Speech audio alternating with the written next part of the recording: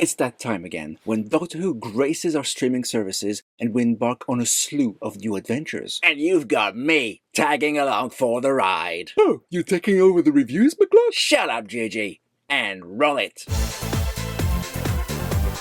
Well, you kind of missed the Christmas special, Commander. I can't see any reviews published by you about it. To be frank, I didn't know what else to add to the conversation that hadn't already been said.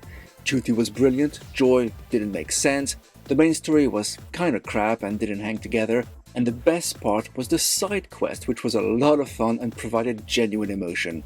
I'd even say it was Moffat's worst Christmas special. A sad end to an otherwise brilliant run. Well, what do you mean by that? Well, this was Moffat's last Doctor Who script. But let's get back on track. For now, the robot revolution is upon us. You know, I realize the show's got all this added budget thanks to mouse dollars, but don't the effects look a little too cartoony? It's one of the things I didn't like about this episode. The CGI felt like I was watching a Saturday morning kids show, or Spy Kids 4 even, when green screen totally took over, and that really put me off. Okay, the effects weren't up to par, and I agree those bright colors and cartoon effects will likely appeal more to kids.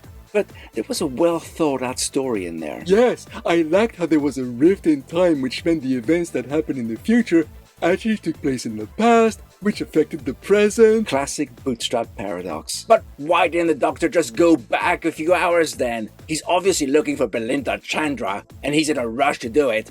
And then she gets captured, so why not go back an hour, a day, a week? When you've got a time machine, such hurry makes no sense. So you must have liked the timey-wimey events then. I tell you one thing, I did like Belinda's response to when the Doctor says timey-wimey. Speaking of, I thought Belinda was excellent, a very strong character who works very well. I really liked how she got on with it and instantly shifted into nurse mode to help the wounded. I liked it when she asked if alien physiognomy was similar enough to humans so she could help a patient. In that respect, she's very much like the Doctor. See people in need, go and help. About that, since when in Doctor Who does an object appearing in the same place but belonging to two different time periods lead to an explosion?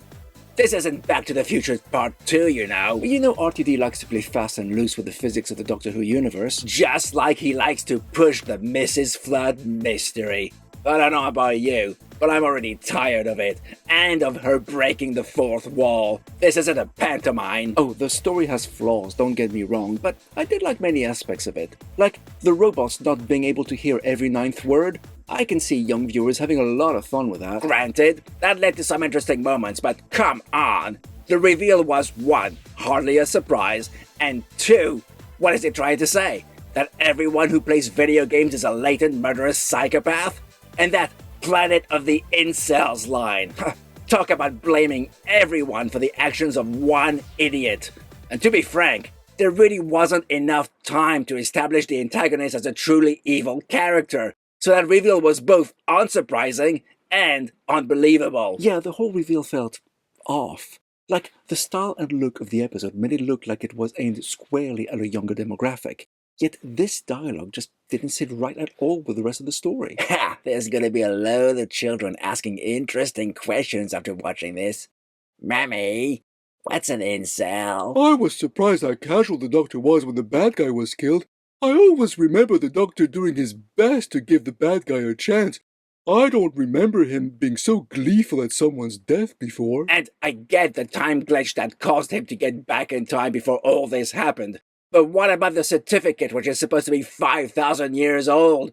How did it get there? I have a feeling that story isn't finished, and we'll see how that happened in a future episode. Oh, speaking of, I found it very refreshing that for once, this is a companion who doesn't want to go with the Doctor. She sees him as dangerous. Rightly so. Who even takes liberties with people around him, like him scanning her without consent. Okay, I get that. It's a fair point and all. But come on, he should have known better anyway. The guy's thousands of years old. You're telling me he hasn't developed etiquette in all that time? So there's some good things and some questionable things. Bit of a bumpy start adventure-wise, but a solid introduction to a new, reluctant companion, along with a strong mystery which will affect all the stories going forward. What happened on the 24th of May, 2025? That's only 7 weeks from now. So, it may not take the full season of episodes to resolve it. Interesting. And next week, our heroes have to contend with an evil cartoon. Ooh. So, these are our thoughts on Doctor Who's The Robot Revolution. Now, if you like what we do, And how we do it. and you feel you'd like to help us out, Please consider joining our Patreon. As long as you can afford it, of course. we'll leave a link to it in the description and pinned comment.